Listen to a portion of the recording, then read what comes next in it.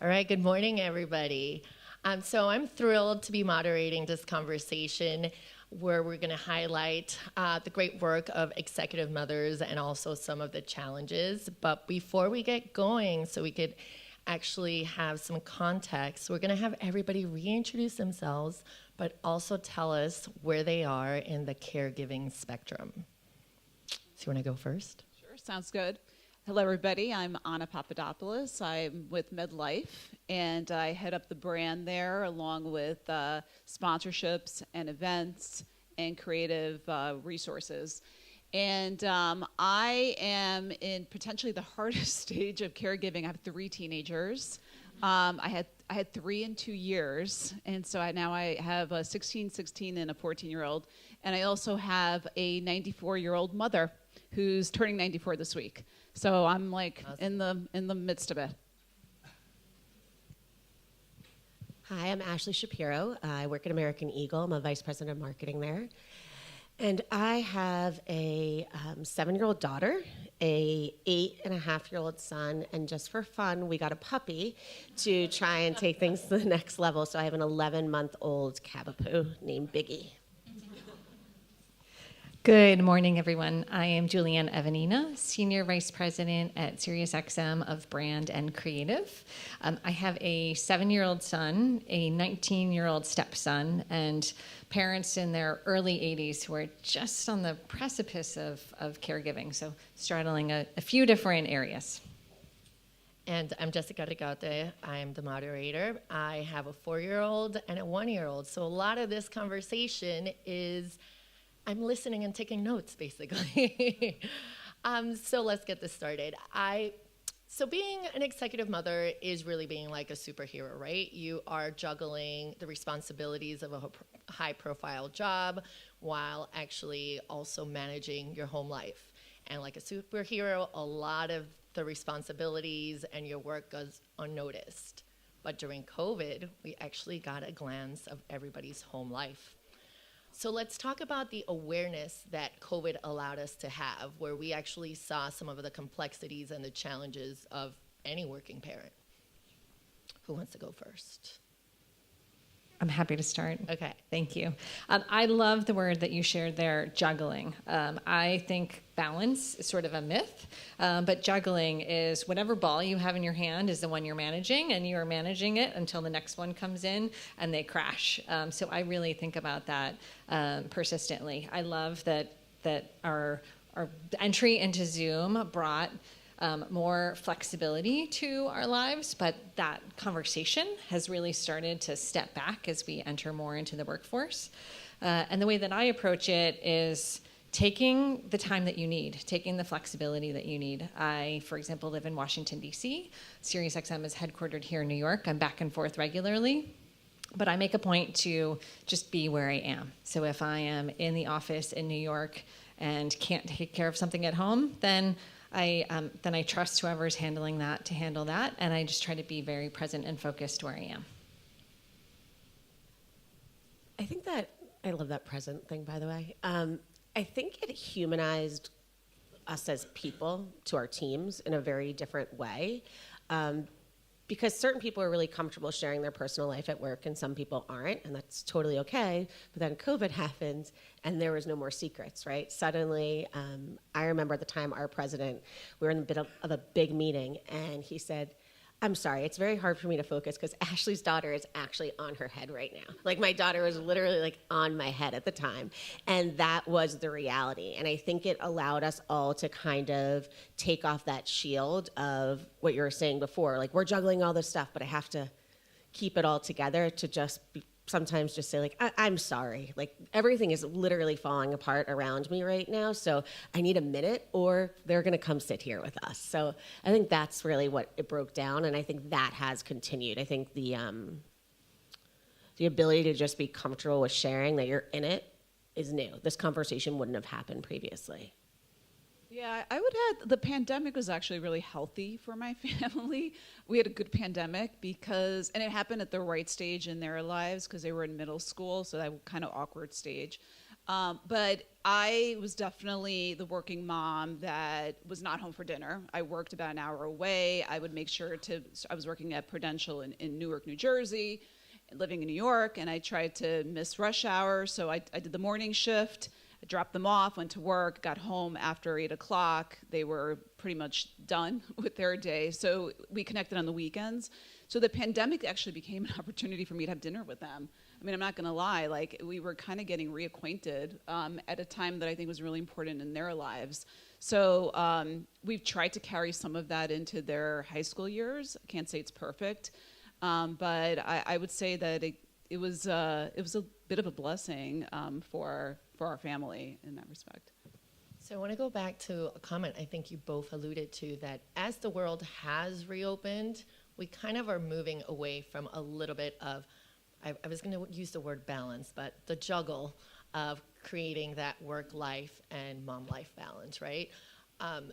So how do you still manage to keep some of it? What are you doing to ensure that like the benefits, right? We still have it in our lives today.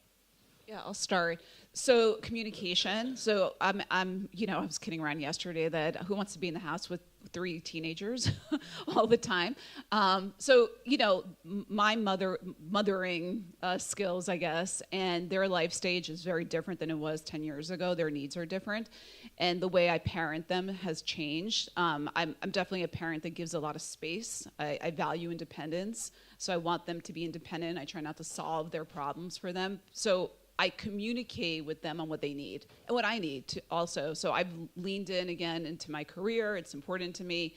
I'm not embarrassed by that.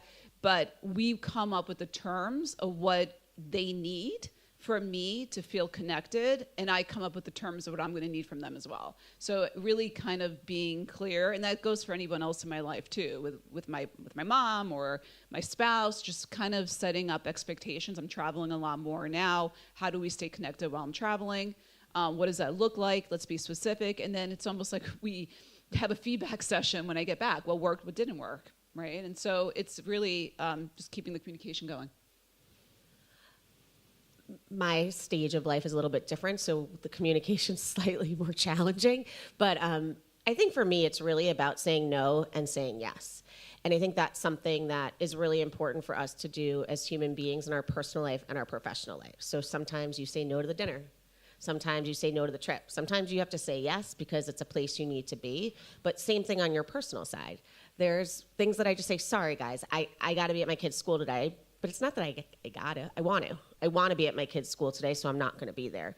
So I think for me, it's about finding that balance of the things that it's okay to say no and it's okay to say yes. I love all of these sentiments and agree. I have taken the approach of I find the places and the things that only I can do, and I prioritize those. And some are things at home, and some are things at work. And so when it's at home, I say, I need to be away for this to my spouse and to my kids. And they understand and respect, or maybe don't always understand, but support that that's important to me. I love Anna's point of being unabashed about supporting your career and what you need to do to be successful there, but also representing to my team and to the greater office, here is where I need to be home, and this is something only I can do, and prioritizing that time as well.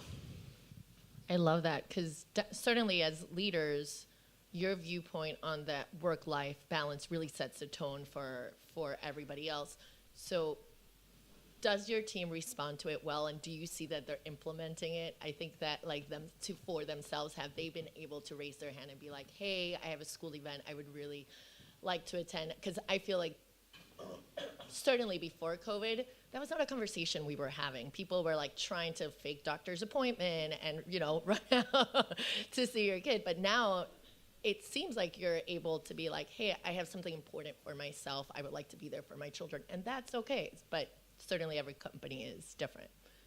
I hope so, and I see it in my team where they say, I'm leaving early because I want to be at the soccer match, and I'll have this to you at a separate time. I support working the hours that work most effectively for you. My team knows I'm an early bird, so I may get things out, and then I might be gone for a couple hours in the afternoon. But I think it's also I'm also conscientious to support team members who don't have a family but have other interests. They have other things they're pursuing. To say you and your personal life are important, and pursuing whatever that is, so that it is not parents get to take this time, but if you're not a parent, you don't. So I think that's important in the inclusion conversation. I think that's a really good point. We have something in our organization. I'm not doing a shameless plug, but our campaign, our brand platform is Live Your Life. So a lot of times, sort of in jest, but we do literally mean it, somebody will say something like, I'm dipping out early to get my hair done. And my response is always, go live your life. That's the reality of what it is. And that can mean many different things. But I do think setting the example for your team is really important. I'm not going to point to them and embarrass them. But there's 2 people on my team here one is having her second baby with us together, and one had a baby during COVID while on the team. And I really hope that they take the things that we set up together in terms of how we communicate with our team, how we handle our personal lives, and bring that to their teams as well. And that's sort of the goal, to set the new standard. Yeah, I would just add maybe similarly, understanding what your team's values are, and are they making time for that? Are you helping them make time for that? So it could be parenting, but you also have many people who don't have children. So it might be travel, it might be their health and wellness and going to a spin class, whatever it is. How are you making time for that? And that it does feel balanced with how you treat everybody on the team. I think sometimes we over-index on parenting. Not everybody has children. That's totally fine. As long as other people feel like they can have the opportunity to exercise what's important to them, and it feels balanced, and they're not always like the ones picking up the slack. And I also like what a lot of you said earlier, that caregiving is really a spectrum, because some of you have parents that you're taking care of as well. So, we all have different things that we have to prioritize. So I want to go back to something you said, Anna, about where you are in your stage of a career that you are prioritizing. You're prioritizing your career. When I talk to other female leaders, we talk about the importance of goal setting. But how is parenting affecting your goal setting? How often do you reassess those goals? Because you're in a different stage now. Like, I'm sure when you were a mother of twin boys and then you had a third child, you weren't thinking you were going to be where you are today. Yeah, I mean, look, my kids will be out of the house in a few years, and as they should be, and I want them to go live a full life, and which means I have to live a full life, not only because I can't have them feel in any way that their decisions impact me, but also I need to set an example for them. So we talked about COVID. A lot of that stage of life for me was figuring out what was next for me as well. And I'm still in that process. I think it's important for us to continue to grow, to have like a growth mindset, to teach that to our kids. They're going to evolve. They're going through this interesting stage, so giving them the space to do that. And part of my process has been like, what does that mean for my career, right? What does that mean for this next stage? My interests that include them, but also don't include them. So I think it's a totally healthy separation that we need to kind of work out together while we're also doing it independently. Did you feel like that when they were babies? Real No, question. I mean, when they're babies, you're trying to keep them alive. I mean, like, you're surviving, you're figuring out a lot of what logistics. It's a lot of logistical planning. I actually love the stage, to be honest. It's been fun. They're good kids. Not perfect. I'm not perfect, but I think it's a very healthy separation that needs to occur. And I think oftentimes when there's a breakdown in parenting, it's because you have expectations and a dependency that probably is not super healthy. I think it's really good to want to see your kids flourish and go out in the world. I don't want my kids to go anywhere. I want them to stay home forever. By the way, I'm sitting here thinking my 1-year-old will be like, no, leave me. Never leaving. I agree, and we talked a little bit about this yesterday, but I think that similar to what you're saying, there's times in your life that you need different things from your career. Sometimes you just really need a job that you can kind of do with your eyes closed. You know the players, you can do it, you can balance it. It's okay if you miss a day because you want to lean in a little bit more at home. And then you're going to have this burst of energy one day that says, I'm bored and I want to do something bigger. What's next? And I think a perfect example of that for me was I worked at Coach for 9.5 years. And I said after I had my second child, I was going to leave. And I interviewed for American Eagle while I was on maternity leave. I was like, that's it. I need something new. I'm ready to move on. And I feel that now that that's done, I can take on something new. Probably not the best timing choice, just for if anyone's looking for advice. It is not great to start a new job when you have a 2-year-old and an infant. But that was the decision I made. But I always say that to the team. Don't feel like you're missing out an opportunity or you're not going after something. It's not the right time for you right now. You need to balance something else. Jessica, I set 6-month goals when I was in that phase. I said, okay, let's just see if we can get through 6 months. This doesn't have to be forever. Can this work right now? And didn't and took it only that far. 6 months. I'm at 24 hours. Is this 24 hours?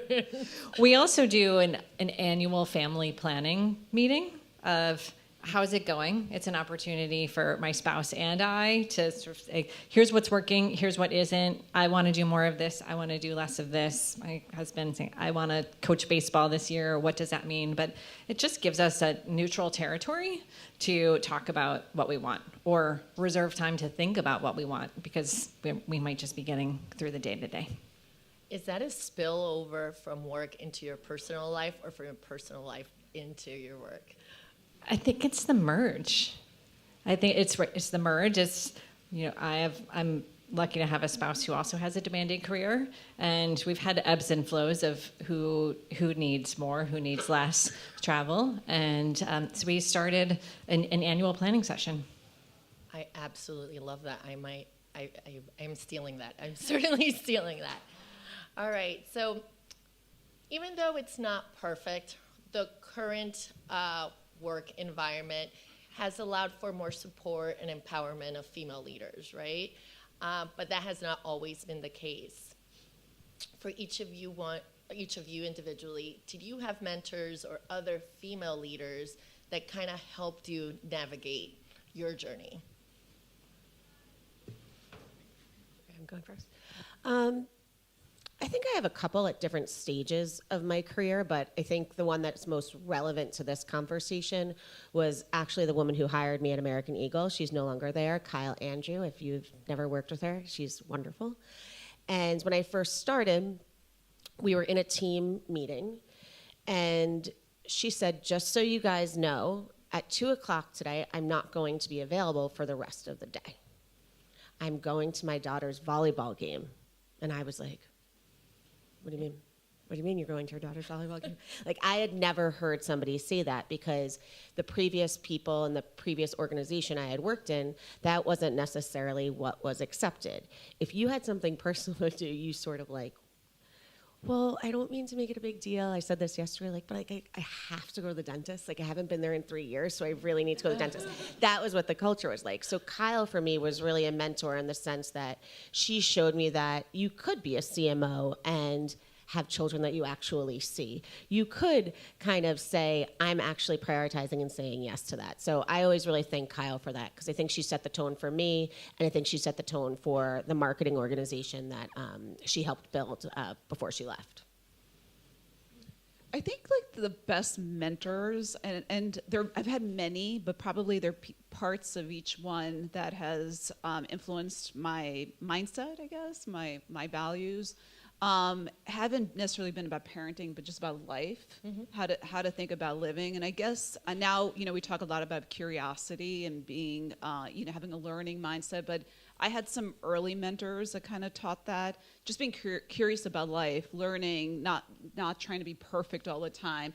All of that guidance, I guess, obviously became a part of how I worked, but also became a part of how I parent as well, and I think it's suited me well because it allows me to strive for excellence, but not perfection necessarily in anything that I'm doing. And so tomorrow can always be better. I mean, it could be worse, but it'll be better again.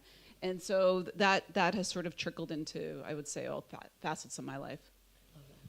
I would similarly say a composite of mentors over my career, many at SiriusXM, one specifically, Michan Nguyen, who is since retired from the company, but raising two children and excellent leadership.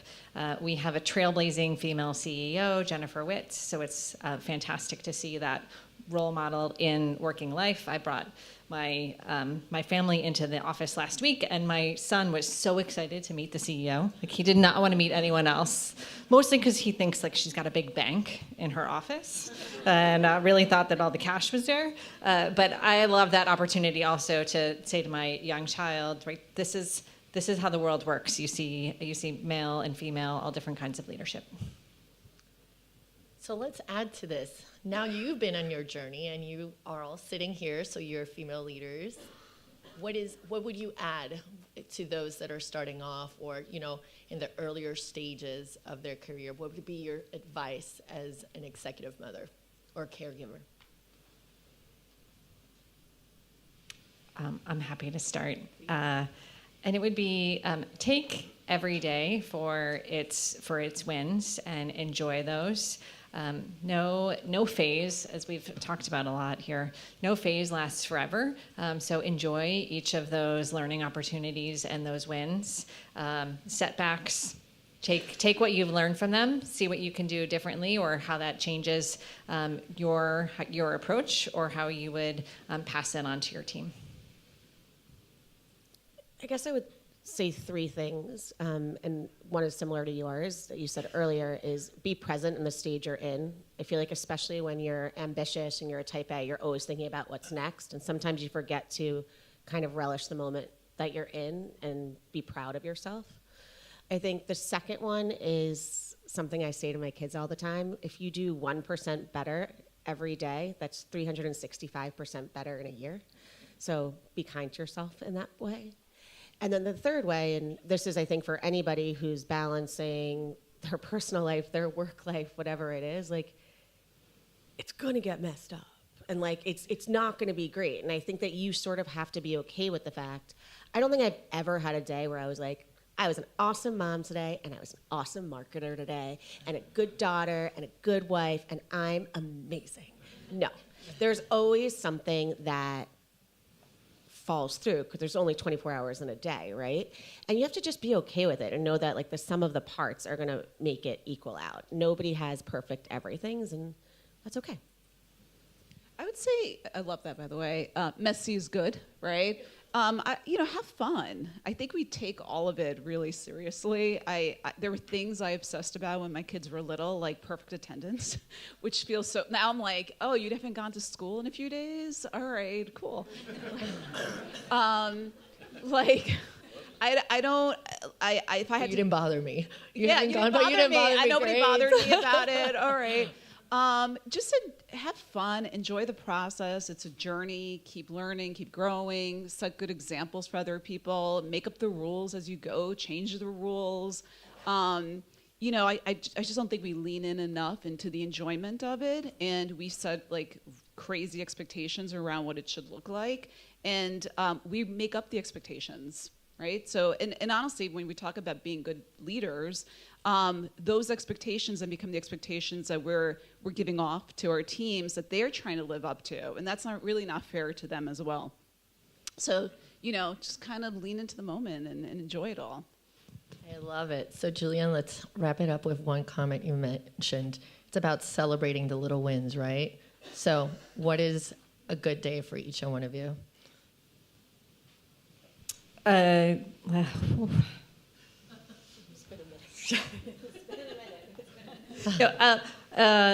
Today is a great day, for example, and it's an imperfect day, right? Specific, very apropos to today's panel, as these ladies all know. My 7-year-old slept at my sister's house last night because my spouse is out of town, also at a work event. Went to school with a fever of 99. I might get a phone call to come pick him up.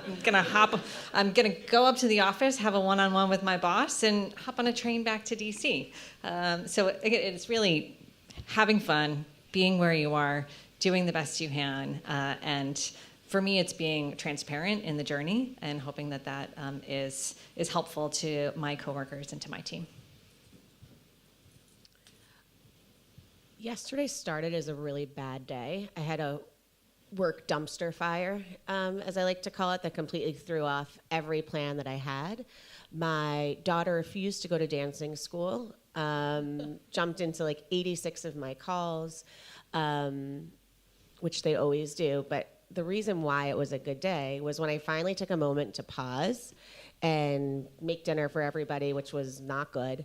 All four of us sat down at the table and had dinner together. And the reason why it was so good for anybody who has young children is they actually talked to me yesterday and told me a little bit about their day in a good way. And normally, you know, like, my son's like, you know, staring at the stars, like, he's up doing whatever. My daughter has like a fork in her hair, but like everyone just felt like sitting and talking about their day. And that's why it was a good day, because I sort of closed it with just like a minute of pause and enjoying the people at the table. So a good day for me, and I do this every day at the end of the day. Did I learn something today? Did I connect with somebody today? Did I get to practice kindness today? If I didn't, then I reflect on what happened and let's try to, do it tomorrow. So that's my simple formula. I love that. I do that with my son too. We close out the day saying, did we learn something today? When do we feel our best? And can we give an example when we showed kindness? You guys have such structured lives. She has like a month of annual planning committee. Like, what am I doing? But it's okay. We all figure it out. And no matter what, it still falls apart, right? So it's okay.